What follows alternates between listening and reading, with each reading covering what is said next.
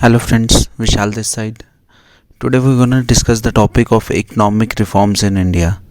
ऐसे तो economic reforms in India is a very wide topic, वो लिमिटेड पेजेस में या एक दो वीडियो में कंप्लीट नहीं होता. But from the JKSSB point of view जो इम्पोर्टेंट टॉपिक्स थे या जिस मतलब आप कहें कि स्ट्रीमलाइन में जो टॉपिक्स कवर हो जाएं जिनसे आपके होपफुली एक आध ऑब्जेक्टिव निकल जाए, हम उसी को डिस्कस करेंगे. तो स्टार्ट करते हैं. सबसे पहले है कि इकोनॉमिक रिफॉर्म्स इन इंडिया के बारे में बात करेंगे तो it must be started after 1947 जब इंडिया को इंडिपेंडेंस मिली. तो नेहरू जी की उस समय पार्लियामेंट में एक स्पीच थी जिसका एक जो 3 वर्ड्स की एक लाइन थी जिसको इम्पोर्टेंस दी जाती है कि ये किसने बोला या क्यों बोला.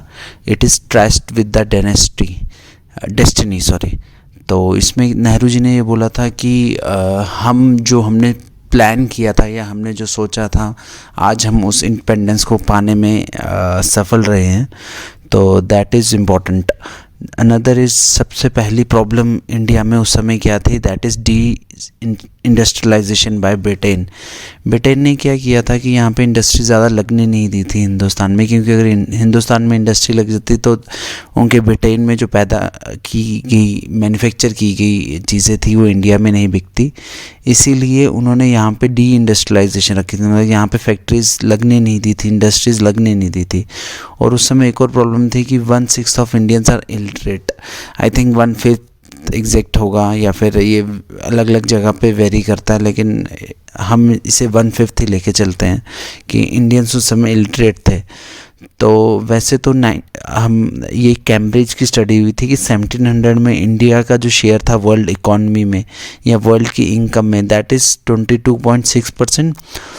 जबकि 1950 या 52 के पास जब ब्रिटेन ने हमारे देश को लूट के अपना मतलब साम्राज्य बनाया था, कॉलोनी के अंडर हमें जितना लूटा गया था, उसके बाद जो इंडिया की कंट्रीब्यूशन था वर्ल्ड इनकम में दैट इज़ ओनली 3.8%. तो आप देखिए 22% से 3.8% क्या है. तो फर्स्ट बजट इसके हम जो भी ये पढ़ रहे हैं हम टाइमलाइन के साथ पढ़ेंगे कि जो सबसे पहले हुआ उसके बाद टू द प्रेजेंट डे. और उसके बाद जो मेजर पॉइंट है, जो फर्स्ट बजट पेश हुआ था इंडिया में that is on 26 November 1947 by RK Shanmukham Chetty. तो उसके बाद 1950 में जब कॉन्स्टिट्यूशन इंडिया का बना तब प्लानिंग कमीशन बनी और ये कंसेप्ट लिया गया था USSR से.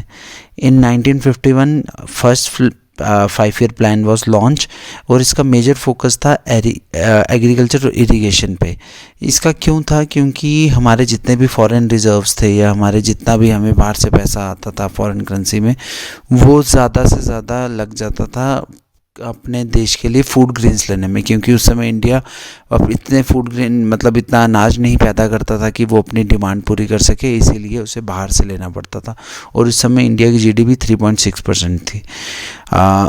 ये भी डाटा कहीं से वेबसाइट से, गवर्नमेंट की वेबसाइट से लिया गया. उसके बाद सेकंड जो प्लान आया था दैट इज़ 1956 to 51 से 56 का. तो 1956 से 61 ये आप रेक्टिफाई हो जाएगा. तो उस समय जो थे मॉडर्न स्टैटिस्टिक्स मॉडल के अंडर जो प्रशांत चंद्र महाबोलनिस उनका मॉडल यूज़ किया गया था. और उस समय क्या किया था कि स्ट्रिक्ट रेगुलेशन लगाए थे कि किसी ने भी इंडस्ट्री खोलनी, किसी ने भी फैक्ट्री खोलनी है तो एक लाइसेंस लेना पड़ता था.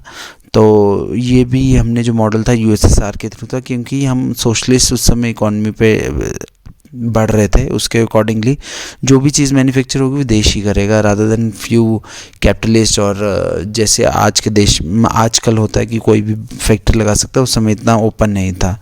उसके बाद 1957 में फर्स्ट स्कैम हुआ था शेयर मार्केट का, जिसको स्कैम को कहा जाता था मुंद्रा LIC स्कैम. इस स्कैम में क्या था कि एक मुंद्रा एक शेयर ब्रोकर था दैट बिलोंग्स टू बंगाल. वो क्या करता था, LIC के पास पैसा था गवर्नमेंट का बड़ा ज़्यादा, इनफैक्ट जो लोगों का भी होता है पैसा, तो वो उन्हें उस पैटीज मतलब बड़े ही अनवर्दी स्टॉक्स पे इन्वेस्ट करने के लिए बोलता था, और हाईली उनकी कमीशन भी बड़ी चार्ज करता था from the company as well as the LIC।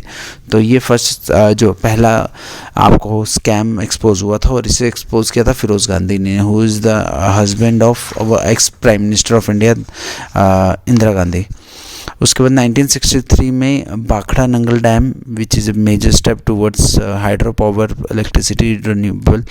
तो 1963 में भाखड़ा नंगल डैम बना था हिंदुस्तान में। स्टील फैक्ट्री बनी थी 1960s के पास with the help of Germany, Russia and Britain, जिन्होंने मदद की थी। IIT और एटॉमिक एनर्जी कमीशन भी सेटअप हुआ था उस समय इंडिया में।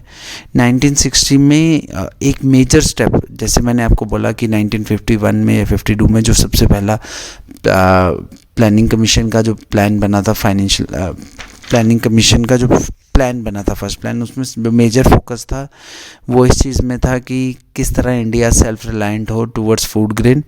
लेकिन वो चीज़ सफ़र करता रहा अप टू 1960। जब 1960 में आके जो ग्रीन रेवोल्यूशन का कंसेप्ट आया कि Hindustan should be self reliant, तो उसके बाद इंडिया सेल्फ रिलायंट की तरफ बढ़ा था। और at the same time Amul भी सेटअप हुआ जिसने हिंदुस्तान को सेल्फ डिपेंडेंट बना दिया, मतलब उसको कहीं दूध के लिए या फिर डेयरी प्रोडक्ट्स के लिए या फिर ग्रेन के लिए कहीं जाना पड़े उसकी ज़रूरत नहीं पड़ी।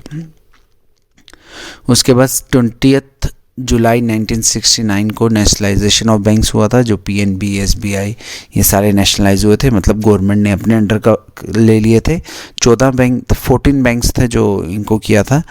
और इसका मेजर जो कहा जाता है कि क्यों किया गया था, ये था कि उस समय जितना भी लोन होता था तो वो बिग कॉरपोरेट्स वगैरह को देते थे, किसानों के पास नहीं जाता था लोन।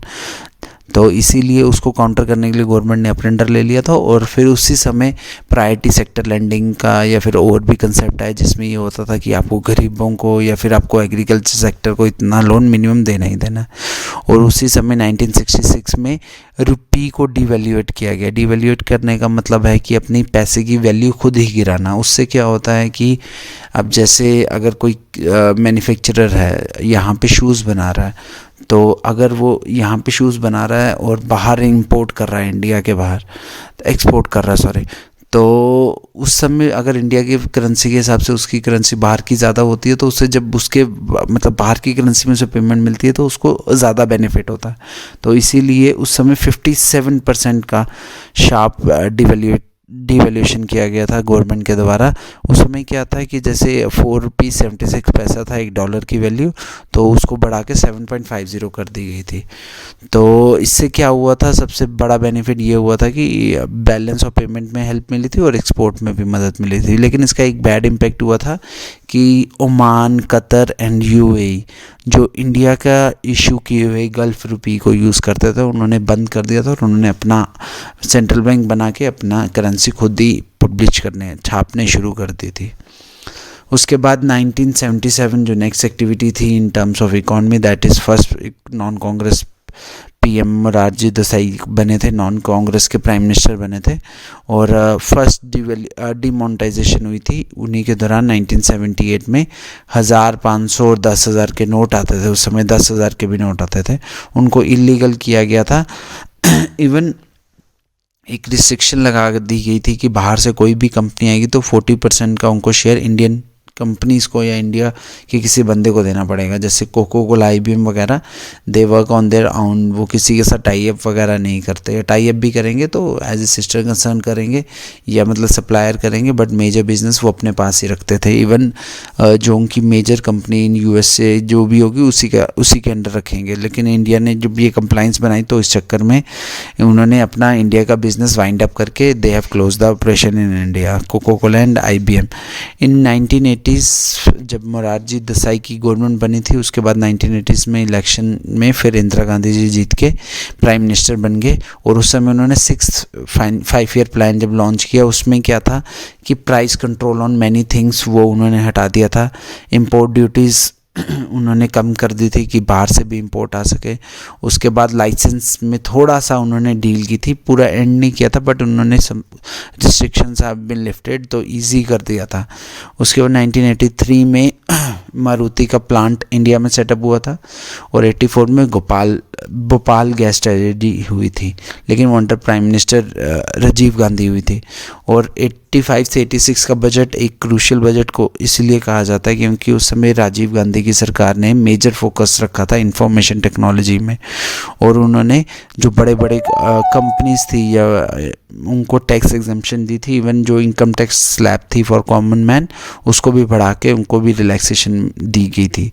इन 1991 रुपये को डिवैल्यूएट किया था। उस समय क्या 91 में कहते हैं कि रिफॉर्म्स हुए थे, उसकी एक वजह ये थी कि इंडिया के पास रिजर्व्स ख़त्म हो गए थे। फॉरेन रिजर्व मतलब बाहर से कुछ भी लेना हो तो उनकी करेंसी में या फिर डॉलर में, which is acceptable at that time even right now.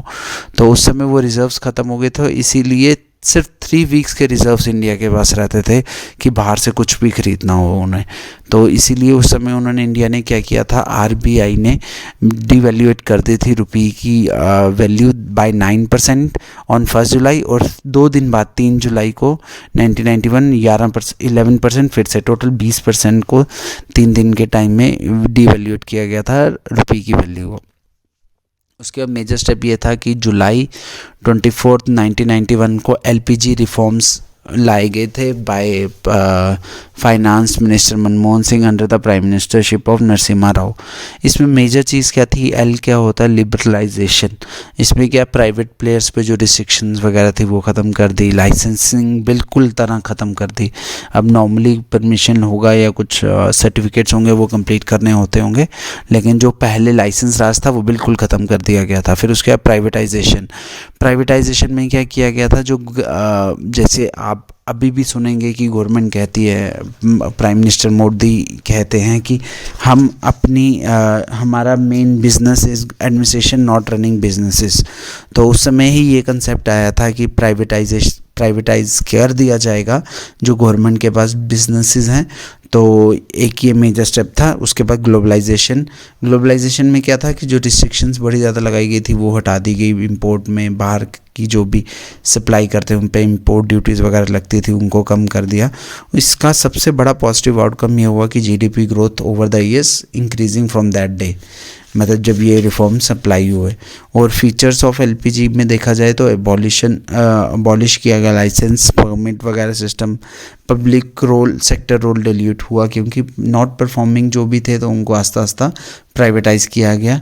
उसके बाद free entry of government foreign investment allowed की गई, whether in the form of FDI और एफआईआई। एफडीआई और एफआईआई में क्या डिफरेंस होता है, FDI is for long term, जो यहाँ पे कंस्ट्रक्शन होगा या कुछ भी लॉन्ग टर्म के लिए इन्वेस्ट करते हैं। एफआई होता है कुछ स्टॉक्स में इन्वेस्ट कर दिया या फिर in which they have aim of getting out in less than 1 year, कि 1 साल में पैसा लगाएंगे, प्रॉफिट कमाएंगे और चले जाएंगे। जबकि एफडीआई फॉर लॉन्ग टर्म, यहाँ आगे की इंफ्रास्ट्रक्चर, किसी बिल्डिंग, किसी हॉस्पिटल वगैरह में लगाया गया। उसके बाद टैरिफ्स वगैरह कम किए, रिडक्शन ऑफ टैक्सेस की गई, डीरेगुलराइजेशन ऑफ मार्केट की गई। डीरेगुलराइजेशन ऑफ मार्केटिंग का कहने का मतलब है कि प्राइवेट प्लेयर जैसे एनएससी बीएससी वगैरह को लो किया गया कि आप ट्रेडिंग करवाएं डीमटेरियलाइज करके शेयर्स की। तो ये एक मेजर स्टेप था। उसके बाद 1992 में एक मेजर स्कैम हुआ, हर्षद मेहता, आई थिंक सब ने ही मूवी देख ली होगी। अब ये अप्रैल 1992 में हुआ। उसके बाद under prime minister Atal Bihari Vajpayee, Yashwant Sinha जो फाइनेंस मिनिस्टर थे, उन्होंने बड़े ज़्यादा डिपार्टमेंट को मर्ज किया और डी इन्वेस्टमेंट की इन मैनी PSUs। और 2001 में गोल्डन क्वाड्रिलेटर बनाया गया, कंसेप्ट लाया गया। What is golden quadrilateral? Golden quadrilateral में जो मेजर 4 सिटीज़ इंडिया की मेट्रो सिटीज़ जिन्हें कहा जाता है, दिल्ली, मुंबई, चेन्नई और कोलकाता, इनको एक मेजर हाईवे से, मतलब नॉर्मल रोड से नहीं, एक हाईवे से कनेक्ट किया जाएगा जिससे लोग ईज़िली ट्रैवल कर सकें मेट्रो सिटीज़ में और distance of travelling will be reduced. उसके बाद PMGSY, ये भी under prime minister Atal Bihari Vajpayee का था कि हर एक गांव को कनेक्ट किया जाएगा। जैसे आप किसी भी रूरल एरिया में चले जाएं इंडिया के या किसी भी JNK के, आप देखेंगे कि रोड्स जहाँ पे भी बन रही है अंडर PMGSY बन रही है। उसके बाद सर्व शिक्षा अभियान, जिसमें क्या था, free education from 6 to 14 years. उसके बाद अंडर 2004 से लेकर 2009 तक under prime minister Manmohan Singh में क्या हुआ है, डी इन्वेस्टमेंट हुई 5 to 20% of many companies like ONGC, BPCL और मैनी अदर गवर्नमेंट कंपनीज। लेकिन उन्होंने अपने पास मेजर स्टॉक उसकी होल्डिंग रखी थी कि मतलब डिसीजन मेकिंग वो कर सकें किसी भी टाइम पे। उसके बाद नेक्स्ट जो पॉइंट था वो था कि उसके बाद जो नेक्स्ट पॉइंट था ये था कि 2015 में 2015 में प्लानिंग कमीशन का नाम बदल के नीति आयोग किया गया। 2016 में इंसॉल्वेंसी एंड बैंक करप्सी कोड लाया गया। इसका क्या था कि पहले कोई भी अगर डिफ़ॉल्टर होता है उसकी प्रॉपर्टी पे कब्जा करने के लिए कोर्ट में प्रोसेस चलता रहता था, लेकिन उसके जैसे ये 2016 में ये जब लॉ लाया गया, इसके बाद बैंक्स के लिए इजी हो जाता है किसी भी प्रॉपर्टी को सेल करना। इवन दो उसमें भी कोर्ट का थ्रू जाना पड़ता है, but it is very easy and very less time consuming. In 2016 demonetisation हुई, जैसे आप सबको पता, 500 और 1000 का नोट बंद किया गया।